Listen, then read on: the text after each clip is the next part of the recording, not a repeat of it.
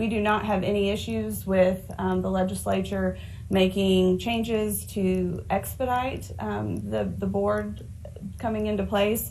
The only thing that I would say is that we believe that we could work with Governor Beshear and to make sure that our appointments are made before then, prior to April 1, and that because it's on a Thursday, a business day, that the boards could show up on April 1st and take effect and make decisions that are necessary. One of our main core reasons for separating was so that there would not be so that the trustees' fiduciary duties were clear and there was not a conflict between those who were serving on the one board with the fiduciary duty to CERS and KERS and SPRS, so that it's separate. Everyone has their own board. This was a good bill, and there's been some issues that have been raised, and yes, we have a housekeeping bill. We'll address those.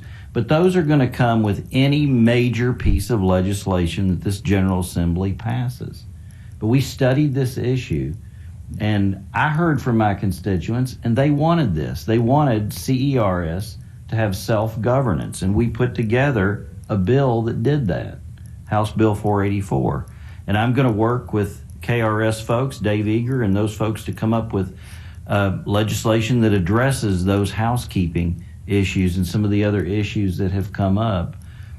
But it's unreasonable to think that you're not going to have a major bill hit your plate and there's going to be things, unintended consequences, things that maybe we didn't foresee, but we can address them. That was one of the reasons why we had an April 1st implementation date and allowed the bill to have, we put an emergency clause in there so that the very meetings that we're hearing are taking place at KRS could happen.